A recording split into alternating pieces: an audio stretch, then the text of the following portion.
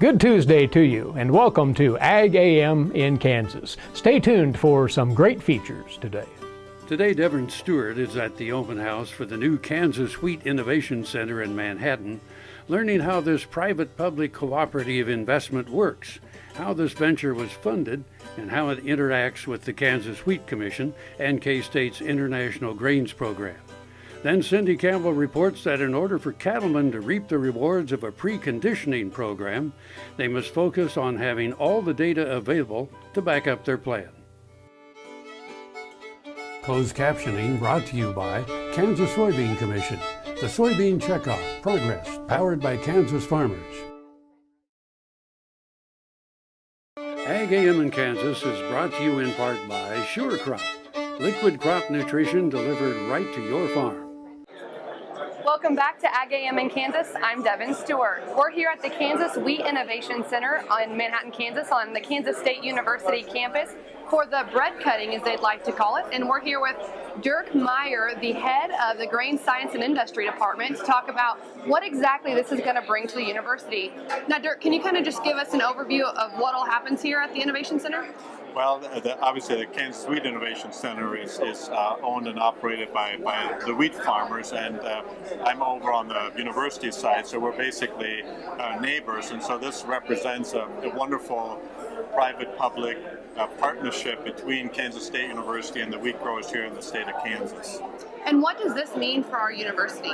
Well, what it really means is bringing private enterprise, private investment to the university and really onto the campus, and working with our faculty and with our staff and with our students more closely on solving problems and finding solutions for challenges of feeding the future and helping to make Kansas agriculture, particularly wheat growers, more productive. And what kind of research is actually going to be done here? Well, most of the research they do here focuses on wheat genetics and variety development. And of course, I'm over in the Grain Science and Industry Department. We focus a lot more on the end-use quality and the utilization of the wheat. So having these two groups, close together, and on the other side, the agronomy department, that looks at production practice and so forth, makes a very powerful combination with all the resources that are here. Now, like when I was touring this, there was a lot of greenhouses in the back. Can you kind of explain what all is going on back there in the greenhouses? Well, again, I'm not a wheat geneticist and so forth, but that's really like their laboratory where they're developing these new varieties or these new characteristics or attributes or end-use properties. Of course, from a producer's perspective, a lot of the focus is on having higher yielding varieties that are resistant to diseases and or even drought conditions and give a good yield. From our perspective, we want to have these varieties also to have good milling yield and good baking quality, because you can have a lot of yield and product, but if it isn't good for the end use, the purposes from using it in breads or other baked goods or other grain-based foods, which are healthy to consume, then you don't have very good product to sell, and in particular not to sell in the U.S. market and overseas, which is important. So this is really allowing your department to expand as far as could you go more depth about how it's allowing you guys to expand? Well, in our department, we have people that are in the flour milling side. We have people that work in the bakery and product development side. But we also have a lot of people that work in the cereal chemistry and cereal sciences side to really work with what's the functionality of proteins, what the function, how does the starches function. And again, you have to be working very closely with variety development. And then we also have the Kansas Wheat Quality Lab in our department that actually works very closely with the variety developers to then evaluate all along the way how well do they mill, how well do they bake. So everything works hand in hand in that regard. Now, do you have any upcoming events or research plans to do in the very near future? Well, a lot of these things are, of course, starting up here, and so you have a number of researchers from campus as well as from the Heartland Plant Innovation Group that are collaborating on that, and so it's a function of projects developing and evolving now that all these facilities are available, and then also being able to utilize some of our facilities essentially across the street or on the same Grain Science Innovation campus, where we can evaluate the milling, the baking, extrusion, feed, and also support the marketing of Kansas grains in support of Kansas wheat. Awesome. Thank you very much. Well, my pleasure. Thank you. Valley Vet Supply is devoted to providing information and professional quality products at reasonable prices. Valley Vet Supply. This hog is head over hoof for meal made from U.S. soybeans. Now, one hog isn't that impressive, but suppose we add another, and another, and another. Before long, you've got billions of hungry customers around the world all clamoring for the same thing. Our soybeans. Learn more about the billion-dollar appetite of animal agriculture at BeyondTheElevator.com. Brought to you by America's soybean farmers and their checkoff. Now another gardening tip with Annette Jackson. If you don't have a garden, you can still enjoy fresh vegetables by growing them in containers. Let Jackson's help you select the correct plants for your pots. Use Fertilome's Ultimate Potting Mix. Place pots in the sun and feed them weekly with Fertilome's water-soluble fertilizer. Water thoroughly when dry and watch your garden grow. Our annual Mix or Match flat sale is underway. Plant 48 homegrown annuals for just $18.99. Save 35%. Roy Fry Western Lifestyles brings the cowboy or cowgirl out in all of us. With a huge selection of must-have items, it doesn't matter if you're shopping for your horse, picking up some Western accessories to add that rustic charm to your home, or simply treating yourself. The knowledge and expertise to dress you your Western best is right here at Roy Fry Western Lifestyles, Highway 24 and Kansas Avenue in Topeka. This segment brought to you by the Kansas Soybean Commission, the Soybean Checkoff, Progress, powered by Kansas farmers. Welcome back to Ag AM in Kansas. I'm Devin Stewart. We're here at the Wheat Innovation Center bread cutting ceremony with Mark Fowler, the Associate Director of the International Grains Program. Now to start out, Mark, can you just tell us exactly what IGP is? Well, Devin, IGP is a program within the Department of Grain Science and Industry at Kansas State University. That is, our mission is to promote the utilization and the availability of quality wheat, corn, soybeans, and grain sorghum from Kansas and surrounding states to the export market. Now, you guys in Kansas Wheat have supported each other kind of all along. Can you tell us a little bit about your guys' cooperation with each other? Absolutely.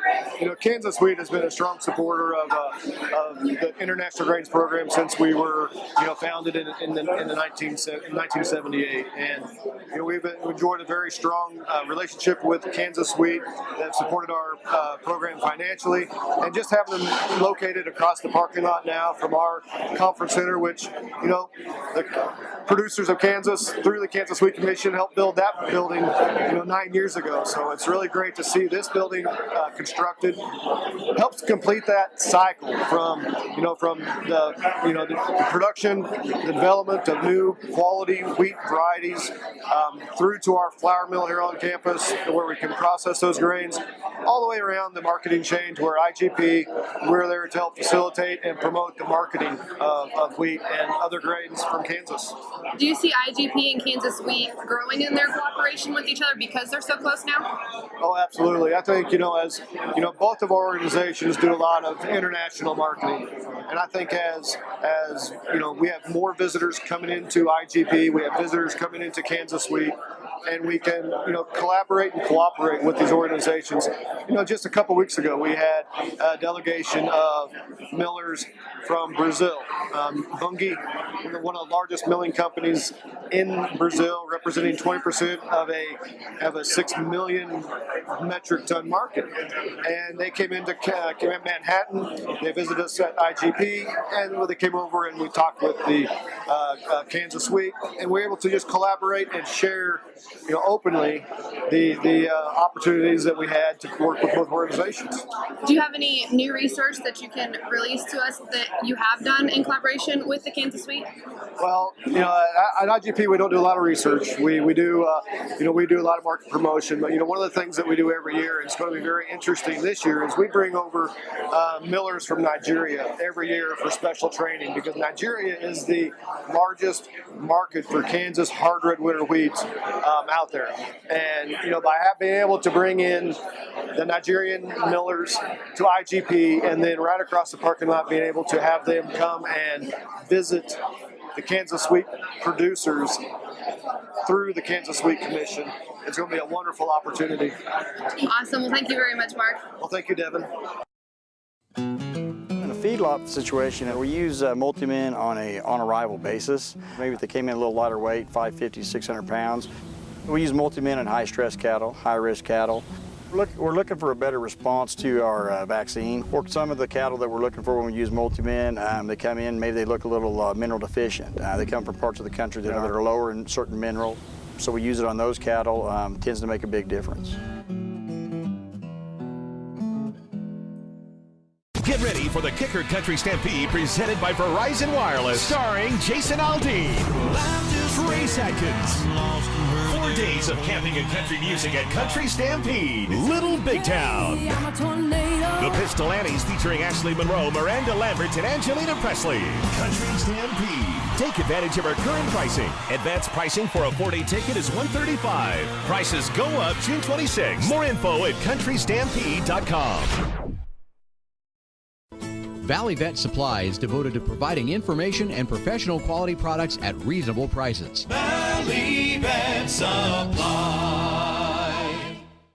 Soil is the life of a farm, and for 25 years, SureCrop Liquid Crop Nutrition has helped growers produce abundant quality crops while preserving and improving the soils they steward. SureCrop offers complete soil and plant analysis with cropping recommendations, delivery direct to your on-farm storage, and quality crop nutrition custom blended for your field. Choose SureCrop for the assurance of excellence for your soil. Call today or visit their website for more information. American innovation is being driven in places you might not expect by people like Brent Hayek, an Oklahoma family farmer, who recently set a world land speed record in a Ford Super Duty pickup truck powered by renewable B20 biodiesel. Advanced performance is here, now, putting America on the fast track to more jobs and energy independence. Biodiesel, America's advanced biofuel. This segment is brought to you by Brown Chevrolet Buick in Wamego, just a short drive down the Yellow Brick Road. Welcome back to Ag AM in Kansas. I'm Devin Stewart. We're here with Aaron Harries, the Director of Marketing for the Kansas Wheat Commission, to talk about the funding of this building, because obviously it's kind of a state-of-the-art facility. How was this funded? Right, and this is a state-of-the-art facility, and when you include office and lab and research space, it's a $10.3 million project. Keep in mind, a lot of that is laboratory equipment, advanced plant science research equipment, and a $1 million greenhouse complex. Several sources of funding. The majority of the funding came from the farmer wheat checkoff, $1.50 per bushel of wheat grown in the state of Kansas. We did receive some support from the Kansas Bioscience Authority. That's the state entity charged with bringing bioscience jobs and dollars to the state of Kansas. And then we did receive some federal grant money from the Economic Development Agency for some of the equipment that's going in this facility. So really, though, it's a farmer-owned building, farmer-built building, and really a great large investment in the future of Kansas wheat research. Now, as you walk around the building, there's lots of names posted on the walls and things. What do all those mean? So our board decided that parallel to construction of this building, that we were going to set up a wheat research foundation, an endowment, so to speak. Because while farmers invest in research and marketing through the wheat checkoff, they've never really had a vehicle to give tax-deductible donations focused solely on research. So our board created the Kansas Wheat Commission Research Foundation, and in exchange for gifts to that research foundation, folks got naming rights for offices in this building, different rooms in this building. Even some of the indoor growth rooms that we have in the laboratory are named after folks. And it's important to note that their money did not go to bricks and mortar to construct this building, but is going into a fund, an endowment, to fund some future research. Now, obviously, this building intends to expand and grow as years go. Are there ways that people can donate for the future? Yeah, so we are talking about phase 2. There are some laboratories in the building that are not quite complete yet, but we have intent on doing that. In the future, we would like to add some more greenhouse space. So, same thing, we'll be soliciting funds for those through the Research Foundation. We may look for some corporate partners to actually help with construction of expansion and things like that. But our focus right now is really on that research endowment and doing some more fundraising for that. We've gotten great support from the farmers across the state for that. The farmer-owned cooperatives and the grain elevators in the state have been very supportive of wheat research. And then a lot of the corporations, milling companies involved in the wheat industry, all have been really supportive of this project. Is there somewhere that people can find out more information about this foundation? Yeah, you can call us here at the Kansas Wheat Commission or go to our website, kansaswheat.org, or you can go to kansaswheatresearch.org, which is the website for the foundation. You can make donations online if you want to, or you can just call us here at the Kansas Wheat office, 785-539-0255. Awesome. Well, thank you very much. Thank you. Golf Week calls it the best course you can play in Kansas. But once you play, you'll want to stay. Go for it. Firekeeper Golf Course at Prairie Band Casino and Resort is just north of Topeka off Highway 75. Our stay and play package is worth the trip. Luxury hotel room, green fees, and golf cart for two, starting at just $169. Prairie Band Casino and Resort. Go for it! Purple Wave is a proud supporter of the Kansas FFA through the Bid for Blue program. Purple Wave donates a portion of the proceeds earned on certain ag assets to the Kansas FFA. Winning bidders can designate a Kansas chapter to receive the donation. To date, Purple Wave is proud to have donated over $10,000. Visit purplewave.com to learn more and to place bids on Bid for Blue assets. Purple Wave Auction. Straight, simple, sold.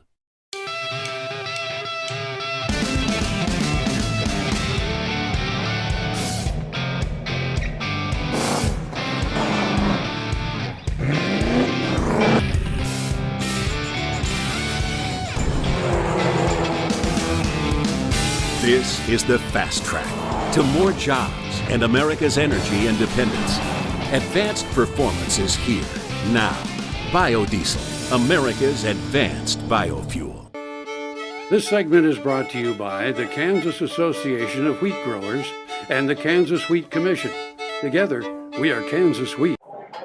Welcome back to Ag AM in Kansas. I'm Devin Stewart. We're here at the bread cutting for the Kansas Wheat Innovation Center, and we're actually here with a farmer from the Kearney County area, or the Lakin area, Gary Millershasky, to talk about the conditions out there. Now, we've been in a drought for quite some time now. How has that kind of affected things out in your area? Well, like I say, I'm a dryland farmer with the emphasis on dry. Last year we were at about we only got half of our normal precipitation, and so the wheat we planted last fall didn't have a good start, and our wheat just does not have the root development that it needs to be sustainable. And with that being said, we feel like we're swimming up the river. Yeah. In a roundabout way. We've had I heard it best summarized earlier.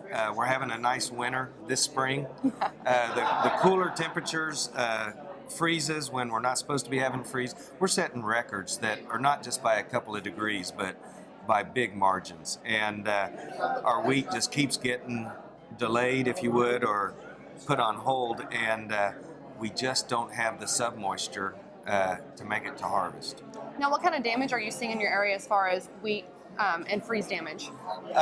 I joke about that. I'm afraid to go out and start dissecting plants because I only have a few left. But it's ugly. We've got so much wheat right now that I was just talking with one of the guys that's going to be going on the wheat tour that they're not even going to be able to find viable heads out in our area. So it's going to be very hard to assess what they think the wheat might make. And wheat is a very resilient crop. It is trying to do its job, but it is having a tough battle. Now, we saw a lot of rain in the last couple of days. Are we seeing any improvements? Well, like I said earlier, I'm from western Kansas. I love coming to the eastern part of the state because it's like this make-believe land because everything's green. We actually have not even had an inch of moisture for the whole year. And with the winds we've been having, that dries the area out more so. And we have not been a benefit of any substantial moisture, so I can't comment on that. And what are producers doing to get through this year? Right now, everybody is scared to death and worried. I've got a lot of neighbors that have hooked their chisel plows up because this drought it's bad out west. And when the freeze kills the vegetation on top and the wind blows, we're starting to see some soil move, and it's a reminder of the dirty 30s. Do you have any advice for producers as we continue through this drought and these late winter conditions? We're getting, every day is a day closer to that rain that's going to break this drought. Yeah, thank you very much. You're welcome. Tar Waters has what you need for all seasons for around the farm and home. Working, hunting, growing, feeding, snow removal, even fun for the kids. And a service department with experienced techs to help keep your equipment in top running condition. Tar Waters has a huge selection and the best prices. Tar Water Farm and Home, family owned and operated since 1978. They have what you need. The Kansas State University College of Veterinary Medicine is a leader in food animal research and education. Our researchers are constantly expanding the knowledge of animal health and food safety. Through the Veterinary Health Center and the Kansas State Veterinary Diagnostic Lab, we provide practical services for animal producers. Home of the Beef Cattle Institute, the college is committed to animal welfare training and research. The Kansas State University College of Veterinary Medicine, knowledge and service for the future of animal production. Soil is the life of a farm, and for 25 years, SureCrop Liquid Crop Nutrition has helped growers produce abundant quality crops while preserving and improving the soils they steward. SureCrop offers complete soil and plant analysis with cropping recommendations, delivery direct to your on-farm storage, and quality crop nutrition custom blended for your field. Choose SureCrop for the assurance of excellence for your soil. Call today or visit their website for more information. This segment is brought to you by Santa Fe Trail Meats in Overbrook. Stop by or visit us at sftmeats.com. A lot of people say they've had all their shots. Well, we don't know what that means. What sounds like a good selling point on the ranch may not carry much weight down the road.